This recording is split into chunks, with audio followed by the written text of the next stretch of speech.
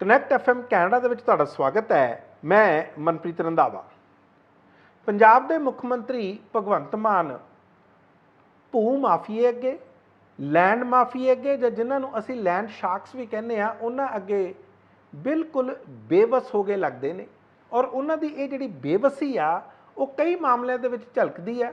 ਨਹੀਂ ਤਾਂ ਕੀ ਕਾਰਨ ਆ ਕਿ ਜਿਹੜੀ ਬੈਠਕ ਨੂੰ ਹੋਏ 6 ਮਹੀਨੇ ਤੋਂ ਵੀ ਵੱਧ ਦਾ ਸਮਾਂ ਹੋ ਗਿਆ, ਜਾਂ ਜਿਸ ਵਿੱਚ ਉਹਨਾਂ ਨੇ ਸਿੱਧੀਆਂ ਤੇ ਸਪਸ਼ਟ ਡਾਇਰੈਕਸ਼ਨ ਦਿੱਤੀਆਂ ਸੀ ਜਾਂ ਹਦਾਇਤਾਂ ਕੀਤੀਆਂ ਸੀ ਡਿਪਟੀ ਕਮਿਸ਼ਨਰਸ ਨੂੰ, ਡੀਸੀਜ਼ ਨੂੰ, ਕਿ ਤੁਸੀਂ ਇਹ ਜਿਹੜੀਆਂ ਰੀਅਲ ਐਸਟੇਟ ਦੀਆਂ ਕੰਪਨੀਆਂ ਨੇ, ਪ੍ਰਾਈਵੇਟ ਕੰਪਨੀਆਂ ਨੇ, ਜਿਹੜੇ ਡਿਵੈਲਪਰਸ ਨੇ, ਇਹਨਾਂ ਨੇ ਜਿਹੜੀਆਂ ਪੰਚਾਇਤੀ ਜ਼ਮੀਨਾਂ ਨੱਪੀਆਂ ਹੋਈਆਂ ਨੇ, ਦੱਬੀਆਂ ਹੋਈਆਂ ਨੇ, ਆਪਣੇ ਕਬਜ਼ੇ ਦੇ ਵਿੱਚ ਲਈਆਂ ਹੋਈਆਂ ਨੇ, ਇਹਨਾਂ ਤੋਂ ਉਹਨਾਂ ਜ਼ਮੀਨਾਂ ਦਾ ਪੈਸਾ ਰਿਕਵਰ ਕਰੋ।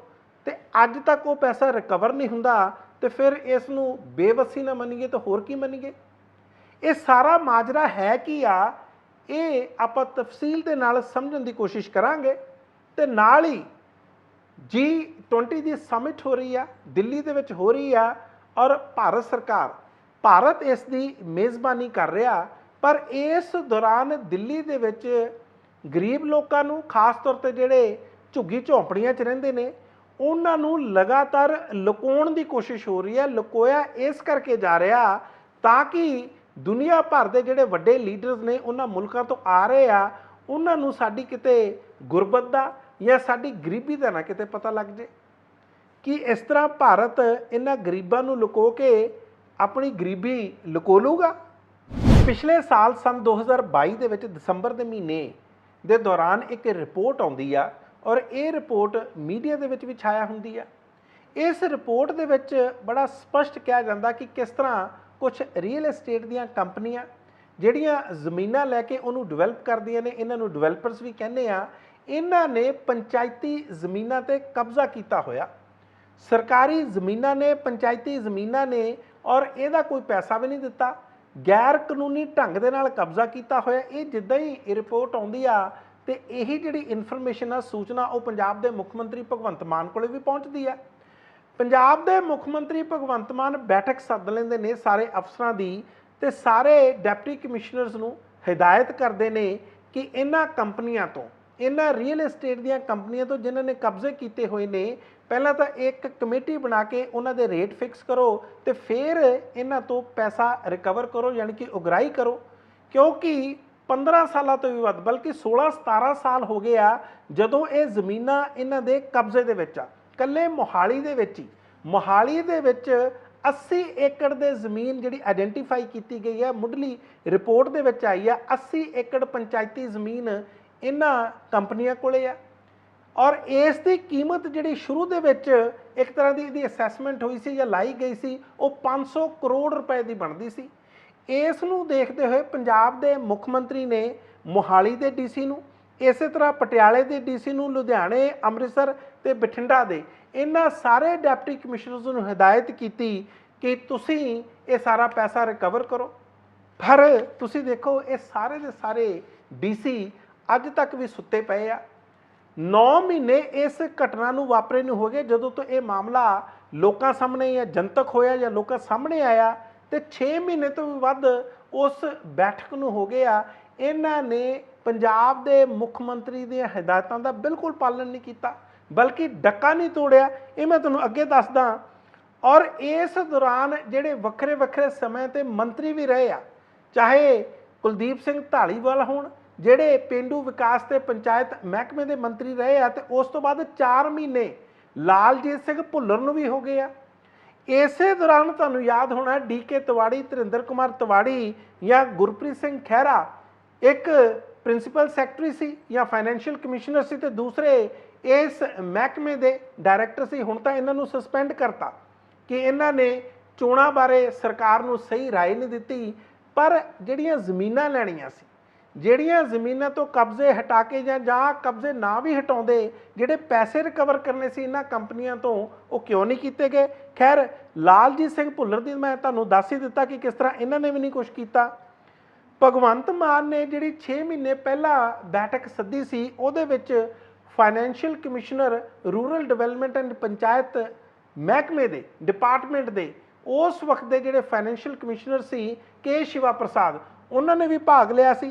इसे तरह ये जिहड़ियां रियल एस्टेट कंपनीज़ आ, इन्हां दे भी नुमाइंदे इस दे विच आए सी ते उस तो बाद ये गल तय हुई कि इन्हां दी एक टीम बना के, यानी कि डीसीआं दे अधीन जिहड़ी एक कमेटी हुंदी आ, लैंड प्राइस फिक्सेशन कमेटी, ਉਹਦੇ ਹੈੱਡ वैसे डिप्टी कमिश्नर ही ਹੁੰਦੇ ਆ।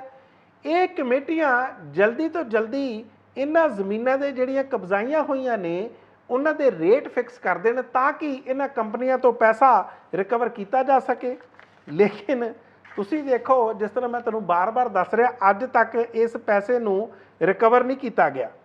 ਤੁਸੀਂ ਇੱਕ ਚੀਜ਼ ਹੋਰ ਦੇਖੋ ਕਿ ਇਹ ਡੀਸੀਜ਼ ਦੀ, ਡਿਪਟੀ ਕਮਿਸ਼ਨਰਸ ਦੀ ਨਲਾਇਕੀ ਤਾਂ ਹੈ ਹੀ ਆ, ਉਹਨਾਂ ਦਾ ਸੁਸਤੀ ਦਾ ਵੀ ਕਾਰਨ ਆ।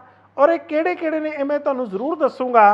पटियाले दे डीसी ने साक्षी सानी, इन्हां ने कुछ नहीं किया।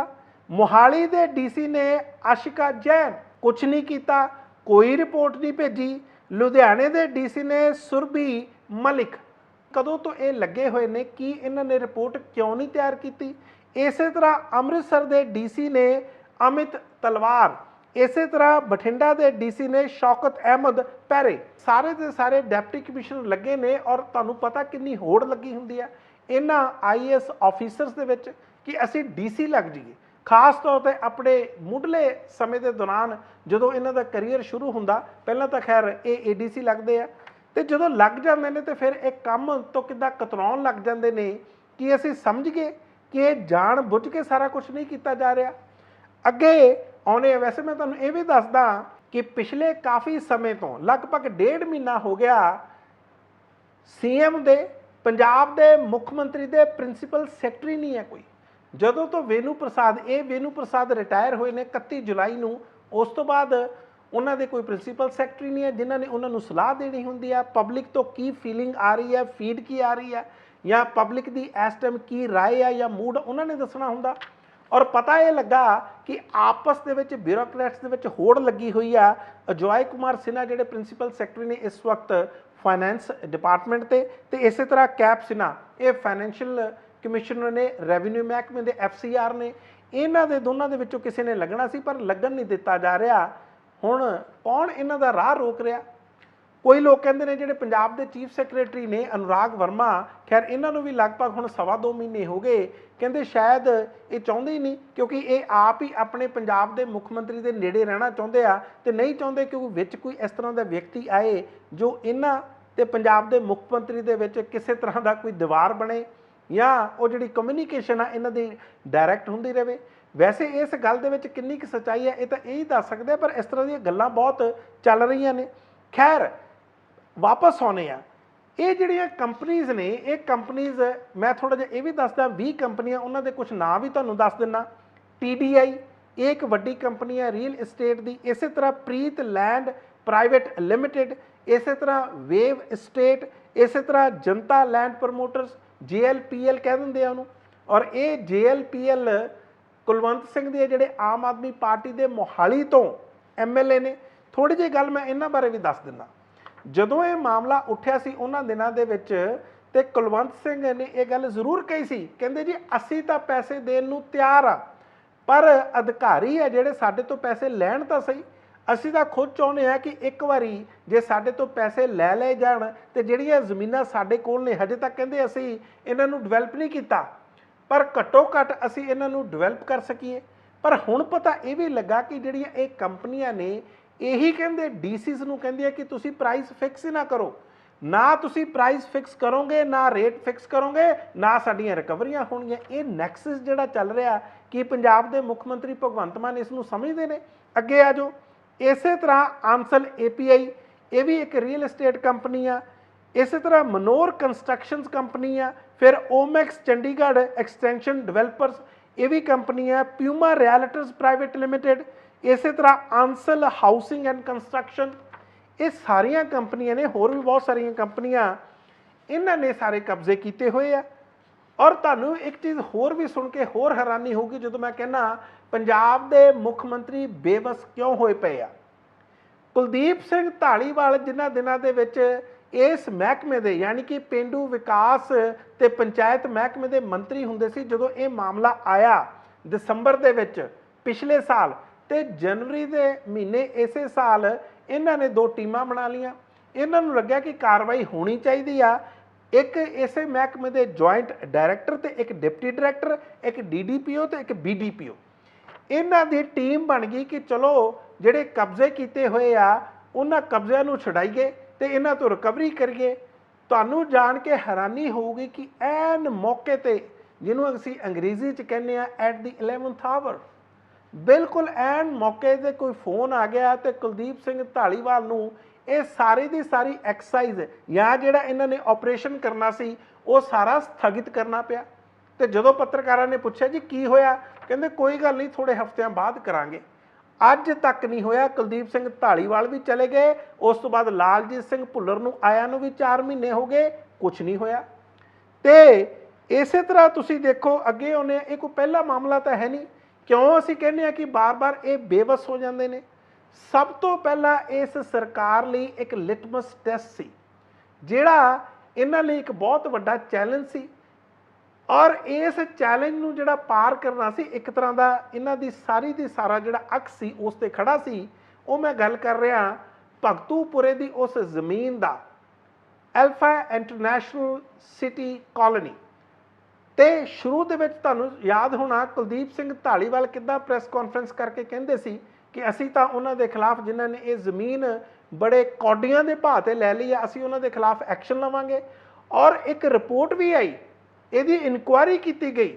ਇਨਕੁਆਇਰੀ ਦੇ ਵਿੱਚ ਸਾਬਕਾ ਮੰਤਰੀ ਨੇ ਤ੍ਰਿਪਤ ਰਜਿੰਦਰ ਸਿੰਘ ਬਾਜਵਾ, ਕਾਂਗਰਸ ਦੇ ਕੈਬਨਿਟ ਦੇ ਮੰਤਰੀ, ਉਹਨਾਂ ਨੂੰ ਇੰਡਾਈਟ ਕੀਤਾ ਗਿਆ। 2 IAS ਅਫਸਰਾਂ ਨੂੰ ਇੰਡਾਈਟ ਕੀਤਾ ਗਿਆ। 2 ਮਹਿਕਮੇ ਦੇ ਅਫਸਰਾਂ ਨੂੰ ਇੰਡਾਈਟ ਕੀਤਾ ਗਿਆ। ਇੰਡਾਈਟ ਮਤਲਬ ਕਿ ਉਹਨਾਂ ਨੂੰ ਦੋਸ਼ੀ ਪਾਇਆ ਗਿਆ। ਇਸ ਦੇ ਬਾਵਜੂਦ ਵੀ ਕਾਰਵਾਈ ਨਹੀਂ ਹੋਈ। ਤੇ ਬਾਅਦ ਦੇ ਜਦੋਂ ਪਤਾ ਲੱਗਾ, ਪੱਤਰਕਾਰਾਂ ਨੇ ਪੁੱਛਿਆ ਜੀ ਕੀ ਬਣਿਆ? ਕੁਲਦੀਪ ਸਿੰਘ ਧਾਲੀਵਾਲ ਕਹਿੰਦੇ ਜੀ ਮੈਂ ਫਾਈਲ ਪੰਜਾਬ ਦੇ ਮੁੱਖ ਮੰਤਰੀ ਭਗਵੰਤ ਮਾਨ ਨੂੰ ਦੇਤੀ ਆ, ਫਾਈਲ ਉਹਨਾਂ ਕੋਲੇ ਪਈ ਹੈ। ਤੇ ਜਦੋਂ ਉੱਥੋਂ ਮੁੱਖ ਮੰਤਰੀ ਨੂੰ ਪੁੱਛਿਆ ਗਿਆ ਤੇ ਪਤਾ ਲੱਗਾ ਕਿ ਕਹਿੰਦੇ ਜੀ ਅਸੀਂ ਪੰਜਾਬ ਦੇ AG advocate general Vinod Ghai ਦਾ ਓਪੀਨੀਅਨ ਲੈਣਾ। ਇਹ ਗੱਲ ਕਿਹਨਾਂ ਨੇ ਕਹੀ ਸੀ? ਇਹ ਗੱਲ ਕਹੀ ਸੀ A ਵੇਨੂ ਪ੍ਰਸਾਦ ਨੇ, ਜਿਹੜੇ ਕਿ ਪ੍ਰਿੰਸੀਪਲ ਸੈਕਟਰੀ ਸੀ ਪੰਜਾਬ ਦੇ ਮੁੱਖ ਮੰਤਰੀ ਤੇ। ਉਹਨਾਂ ਨੂੰ ਗਿਆ ਹੋਇਆਂ ਨੂੰ ਵੀ 1.5 ਮਹੀਨਾ ਹੋ ਗਿਆ, ਰਿਟਾਇਰ ਹੋਇਆ ਹੋਇਆ ਨੂੰ। ਅੱਜ ਤੱਕ ਨਾ ਤਾਂ ਉਹ ਲੀਗਲ ਓਪੀਨੀਅਨ ਆਇਆ ਤੇ ਨਾ ਹੀ ਐਲਫਾ ਅੰਮ੍ਰਿਤਸਰ ਦੀ ਜਿਹੜੀ ਐਲਫਾ ਸਿਟੀ ਸੈਂਟਰ ਕਾਲੋਨੀ ਆ ਉਸ ਤੇ ਕਿਸੇ ਤਰ੍ਹਾਂ ਦੀ ਕਾਰਵਾਈ ਹੋਈ। ਵੈਸੇ ਇਹੀ ਕੇਸ ਕਿਉਂ ਆ? ਤੁਸੀਂ ਯਾਦ ਕਰੋ ਜਦੋਂ ਲਾਲਚੰਦ ਕਟਾਰੂ ਚੱਕ ਨੇ ਇੱਕ DO ਲੈਟਰ ਲਿਖ ਕੇ ਇੱਕ BDPO ਲੈਵਲ ਦੇ ਅਧਿਕਾਰੀ ਦੀ ਪ੍ਰਮੋਸ਼ਨ ਕਰਾਤੀ, DDPO ਬਣਾਤਾ, ADC ਦਾ ਚਾਰਜ ਦਿੱਤਾ ਤੇ 100 ਏਕੜ ਜ਼ਮੀਨ ਪਠਾਨਕੋਟ ਜ਼ਿਲ੍ਹੇ ਦੀ ਪ੍ਰਾਈਵੇਟ ਹੱਥਾਂ 'ਚ ਦੇਤੀ, ਜਿੱਥੇ ਕਿ ਗੈਰ ਕਾਨੂੰਨੀ ਢੰਗ ਨਾਲ ਮਾਈਨਿੰਗ ਹੋਣੀ ਸੀ।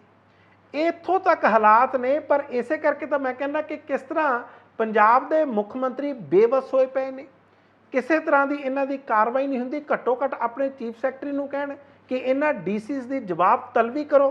ਤੁਹਾਨੂੰ ਯਾਦ ਹੋਣਾ, ਘੱਟੋ ਘੱਟ ਚੰਗੀ ਗੱਲ ਸੀ ਕਿ ਜਿਸ ਵੇਲੇ ਪਿਛਲੇ ਸਾਲ 15 ਅਗਸਤ ਨੂੰ ਕੁਝ ਜਿਹੜੇ DC ਸੀ ਉਹਨਾਂ ਨੇ ਪੰਜਾਬ ਦੇ MLAs ਨੂੰ ਚੰਗੀ ਤਰ੍ਹਾਂ ਉਹਨਾਂ ਦਾ ਬਣਦਾ ਸਥਾਨ ਨਹੀਂ ਸੀ ਦਿੱਤਾ, ਜਾਂ ਜਿਹੜਾ ਬਣਦੀ ਉਹਨਾਂ ਦੀ ਇੱਜ਼ਤ ਹੁੰਦੀ ਹੈ, ਇੱਜ਼ਤ ਮਾਨ ਹੁੰਦਾ, ਸਨਮਾਨ ਹੁੰਦਾ ਪ੍ਰੋਟੋਕਾਲ ਦੇ ਹਿਸਾਬ ਨਾਲ 15 ਅਗਸਤ ਨੂੰ, ਉਹ ਉਹਨਾਂ ਨੂੰ ਦਿੱਤਾ ਨਹੀਂ ਸੀ। ਤੇ ਉਸ ਤੋਂ ਬਾਅਦ ਵਿਧਾਨ ਸਭਾ ਦੀ ਪ੍ਰਿਵਿਲੇਜ ਕਮੇਟੀ ਸੀ, ਉਹਨਾਂ ਨੇ 5 DC ਸੱਦ ਲਏ ਸੀ।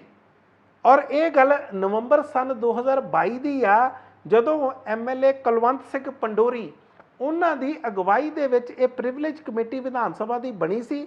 ਔਰ ਉਹਨਾਂ ਨੇ ਸੰਗਰੂਰ ਦੇ, ਬਠਿੰਡੇ ਦੇ, ਤਰਨਤਾਰਨ ਦੇ, ਨਵਾਂ ਸ਼ਹਿਰ ਦੇ ਤੇ ਮੋਹਾਲੀ ਦੇ ਇਹਨਾਂ ਸਾਰੇ DCs ਨੂੰ ਸਮਨ ਕੀਤਾ ਸੀ ਕਿ ਤੁਸੀਂ MLAs ਨੂੰ ਬਣਿਆ ਹੋਇਆ ਜਿਹੜਾ ਬਣਦਾ ਸਨਮਾਨ ਆ, ਜਿਹੜਾ ਇੱਕ ਪ੍ਰੋਟੋਕਾਲ ਆ, ਤੁਸੀਂ ਕਿਉਂ ਨਹੀਂ ਉਹਨਾਂ ਨੂੰ ਦਿੱਤਾ? ਤੇ ਇਹਨਾਂ DCs ਨੇ ਆ ਕੇ ਮਾਫੀ ਮੰਗੀ ਸੀ। ਮਾਫੀ ਮੰਗ ਕੇ ਕਿਹਾ ਸੀ ਕਿ ਅਸੀਂ ਅੱਗੇ ਤੋਂ ਨਹੀਂ ਕਰਾਂਗੇ। ਪਰ ਮੈਨੂੰ ਲੱਗਦਾ ਸ਼ਾਇਦ ਇਹ ਜਿਹੜੀ ਬਿਊਰੋਕ੍ਰੇਸੀ ਆ ਇਹ ਪੰਜਾਬ ਦੇ ਮੁੱਖ ਮੰਤਰੀ ਨੂੰ ਫੇਲ ਕਰਨਾ ਚਾਹੁੰਦੀ ਆ, ਭੁੱਲ ਗਈ ਆ। ਔਰ ਇਸੇ ਕਰਕੇ ਜੋ ਮਰਜ਼ੀ ਉਹ ਕਹੀ ਜਾਣ, ਇਹ ਕੰਮ ਹੀ ਨਹੀਂ ਕਰਦੇ। ਹੁਣ ਤੁਸੀਂ ਦੇਖੋ ਇਕੱਲੇ ਇਹ ਸਿਵਲ ਅਫਸਰ ਨਹੀਂ, ਵੈਸੇ ਪਿਛਲੇ ਦਿਨਾਂ ਦੇ ਵਿੱਚ ਹੋਰ ਵੀ ਕਈ ਗੱਲਾਂ ਆਈਆਂ ਨੇ। ਕੱਲ੍ਹ ਹੀ ਅਸੀਂ ਗੱਲ ਕੀਤੀ ਹੈ ਕਿ ਪੰਜਾਬ ਤੇ ਹਰਿਆਣਾ ਹਾਈ ਕੋਰਟ ਨੇ ਕਿਸ ਤਰ੍ਹਾਂ ਝਾੜਾਂ ਮਾਰੀਆਂ ਨੇ ਰੋਪੜ ਦੇ SSP ਨੂੰ, ਔਰ ਕਿਹਾ ਕਿ ਤੂੰ ਡਿਟੇਲ ਇੱਕ ਰਿਪੋਰਟ ਦੇ। ਔਰ ਹੁਣ ਇਸੇ SSP ਨੇ, ਵਿਵੇਕਸ਼ੀਲ ਸੋਨੀ ਨੇ, ਆਪਣੇ ਉੱਥੋਂ ਦੇ ਸਬ ਇੰਸਪੈਕਟਰ ਜਿਹੜਾ ਕਿ ਨਇਆ ਨੰਗਲ पुलिस चौकी का इंचार्ज से उन्होंने सस्पेंड करता। मैं इंद्रजीत सिंह की गल कर रहा। कहते कि इन्हों 8 रिपोर्टां दित्तियां सी रेता बजरी का जो उत्थे माइनिंग हो रही है उन्होंने ठीक नहीं कर पाया फटाफट। हुण देखो इस SSP ने कार्रवाई करती क्योंकि हाई कोर्ट का डंडा चढ़िया और अपने आप नूं डिटेल्ड रिपोर्ट इन्हों देनी पैनी है क्योंकि हाई कोर्ट ने डिटेल्ड रिपोर्ट मंग ली है। जस्टिस NS शेखावत ने कहा और उन्होंने तो यह भी कहा कि SHO नूं भी उत्थे होना चाहिए। इस तरह 32 होर मामले आ जिहड़े वो आनंदपुर साहब दे होण, नूरपुर बेदी दे होण जां नंगल दे वो लै लए आ। ये सारे मामले आ गए आ। इस तो इलावा तुसीं मैं ये थोड़ा दस रहा कि नैक्सस है की है, सारा क्यों नहीं काम किया जा रहा। इस तरह DSP ने फिरोजपुर दे सुरिंदर बांसल उन्हों का नाम, उन्होंने अपने SSP फिरोजपुर के SSP दीपक हलोरी नूं चिट्ठी लिखती है। कहते साडे महकमे विच जिन्ने अफसर ने SHO तो लैके थले तक 10 ये तो कहते ड्रग माफिया के नाल मिले हुए आ ते हुण उहदी तफ्तीश शुरू हो गई है। कहण दा भाव आ चाहे सिविल एडमिनिस्ट्रेशन आ ते चाहे पुलिस एडमिनिस्ट्रेशन आ, ये अपने आप काम करके राजी नहीं। तो इसे करके कई बारी लगता कि की पंजाब के मुख मंत्री जिन्हां कोले पुलिस महकमा है, जिन्हां कोले वैसे तो होर कई महकमे ने, सारी दी सारी एडमिनिस्ट्रेशन उन्हां कोले आ, वो इस स्टेट दे इस सूबे के चीफ एग्जैक्टिव ने। सारे महकमे एक तरह के उन्हां कोले ही हुंदे आ। उन्हां ने मंत्रियों तो भी पुछगिछ करनी हुंदी आ, पर जदों उन्हां दे अफसर उन्हां दी गल ना मन्नण ते फिर लगदा पंजाब दे मुख मंत्री बेबस ने। जिस तरह मैं तुहानूं पहला दस्सिया कि भारत मेज़बानी कर रहा है G20 समिट की और दुनिया भर के जिहड़े वड्डे लीडर्स ने या अपने अपने मुल्कों के राष्ट्रपति ने, कोई प्राइम मिनिस्टर ने, उन्होंने सारे ने इत्थे आउणा और इस समिट दे विच उन्होंने शिरकत करनी है। पर जिहड़ी गल मैं तुहानूं दस्सण जा रहा वो जा रहा कि किस तरह दिल्ली की सरकार नूं या उत्थों की एडमिनिस्ट्रेशन नूं या खास तौर पर आपां कहीए कि केंद्र सरकार नूं इस गल की चिंता वधदा कि किहड़े जिहड़े लीडर्स आउणगे इत्थे दुनिया भर तो, किते उन्हां नूं साडी गरीबी ना दिस जे। इस करके झुग्गी झोंपड़ी वालिਆਂ नूं लगातार उत्थे लुकाउण की कोशिश की जा रही है। परदे पाए जा रहे हैं, वड्डियां वड्डियां चादरां लाइयां जा रही ने, उन्हां नूं रीलोकेट किया जा रहा, यानी कि किसी होर स्थान पर लैके जाया जा रहा कि इस तरह भारत की जिहड़ी गरीबी आ वो लुक जू। किहनूं नहीं पता कि अज भी जिहड़ी भारत सरकार आ वो 80 करोड़ लोगों को मुफ्त अनाज इस करके दे रही है क्योंकि उन्होंने गरीबी रेखा तो उत्ते नहीं चुकया जा सकिया।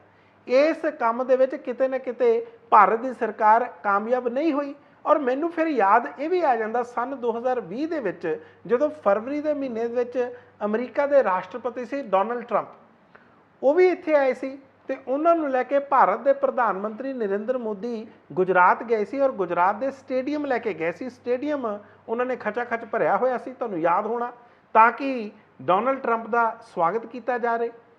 पर उस दौरान जो डोनाल्ड ट्रंप का स्वागत किया जाना सी ते उन्होंने लैके जाया जा रहा सी, जिहड़ा राह सी उस राह ते भी बहुत सारियां झुग्गियां झोंपड़ियां सी ते तुसीं याद करो उत्थे कंध करती गई सी, दीवार बनाती गई सी ताकि डोनाल्ड ट्रंप नूं वो दिसण ही ना। असीं अपनी गरीबी या इस तरह के लोगों नूं इस तरह लुकाउणा चाहुंदे आ या ये समझते हैं कि जे असीं कंध कर दांगे, परदे पा दांगे या उन्हां नूं किसी होर स्थान ते भेज दांगे कि इहदे नाल भारत वाकई इस विच कामयाब होਊਗੀ या भारत की सरकार जिहड़ी भारत की BJP की सरकार वो कामयाब हो जाएगी। क्योंकि मीडिया दे विच ऑलरेडी ये सारियां रिपोर्ट्स ने कि किस तरह भारत की सरकार ने या इत्थों की एडमिनिस्ट्रेशन ने गरीबां नूं या झुग्गी झोंपड़ी वालिਆਂ नूं किसी होर थां ते भेजना शुरू करता ताकि भारत का जिहड़ा अक्स आ वो खराब ना हो जाए। अक्स इन्हां गल्लां तो नहीं खराब हुंदा, अक्स खराब हुंदा जदों तुसीं मौके ते फैसले नहीं लैंदे, जदों किसी सूबे दे विच हिंसा चल रही होवे तुसीं उहनूं रोकदे नहीं हो, जदों तुहाडे सैशन जिहड़े हुंदे ने पार्लीमेंट दे विच विरोधी पार्टियां नूं तुसीं बोलण नहीं दिंदे, जदों तुहाडे कोई वड्डे उद्योगपति ते किसी तरह के करप्शन के चार्जिस लग जाण वो भी इंटरनैशनल लैवल ते उहदे खिलाफ तुसीं एक्शन नहीं लैंदे, जदों इस तरह दी चीज़ां आउंदियां ने, जदों चीन वर्गे मुल्क आके कब्जे कर लेंदे ने ते फिर आपां बोलदे नहीं। गल्लां ये हुंदियां ने जिहड़ा किसी मुल्क दा अक्स खराब करदियां ने। गरीब या उत्थों दे जिहड़े इस तरह के तबके हुंदे ने जिन्हां कोले पूरे मौके नहीं हुंदे या इस तरह के संसाधन नहीं हुंदे, उन्हां नूं लुकाउण दे नाल किसी मुल्क की जिहड़ी शानो शौकत आ वो नहीं वध जांदी। ਤੁਸੀਂ ਦੇਖ ਰਹੇ ਸੀ ਕਨੈਕਟ ਸ਼ੀਸ਼ਾ। ਮੈਂ ਮਨਪ੍ਰੀਤ ਰੰਧਾਵਾ।